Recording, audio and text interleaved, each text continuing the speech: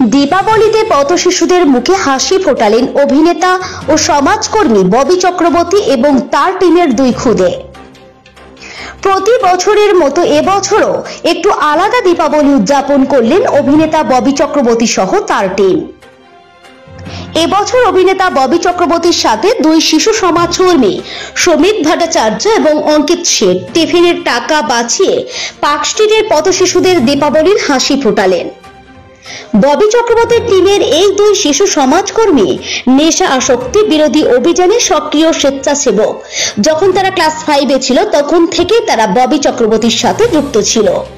প্রতি বছর সুমিত এবং অঙ্কিত তাদের নিজেদের হাত খরচের টাকা সঞ্চয় করে এবং ফুটপাতের শিশুদের খুশি করতে নিজের অর্থ দান করে।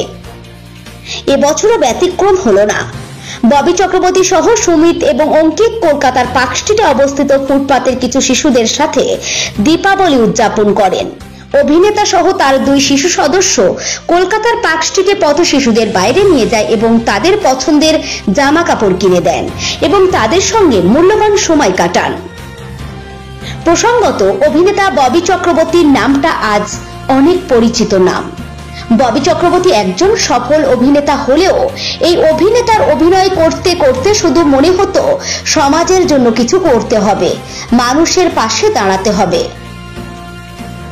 ববি চক্রবর্তীর মনের সেই অদম্য ইচ্ছার জোরে যুব সমাজের পাশে তিনি দাঁড়িয়েছেন। ভুল পথে পা বাড়ানো সেই ছোট ছেলে মেয়েদের সঠিক পথে পরিচালনা করাই তার জীবনের ব্রত। অল্প বয়সী ছেলে মেয়েদের সব রকমের নেশা এবং ক্ষতিকারক হুজুগের থেকে দূরে রাখার জন্য তার এই প্রচেষ্টা অনেক মা বাবার মুখে তাদের সন্তানকে সুস্থ করে তাদের বুকে ফিরিয়ে দিয়েছেন। বহু বছর ধরে ববি চক্রবর্তী এই সচেতনতা ছড়িয়ে দেওয়ার চেষ্টা করছেন, ছোটদের মধ্যে গ্রাম শহর দেশে বিদেশে বিনামূল্যে। তিনি চান তার পরিবারের মতন যেন আর কোনো পরিবারে নেশা বা অন্যান্য ক্ষতিকারক অভ্যাসের জন্য ক্ষতি না হয়।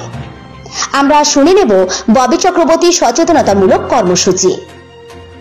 এটি একটি মানসিক এবং শারীরিকভাবে স্বাস্থ্যসম্মত জীবন যাপনের উপায় খুঁজে দেওয়ার তাগিদে 2 ঘন্টার ইন্টারঅ্যাক্টিভ ওয়ার্কশপ।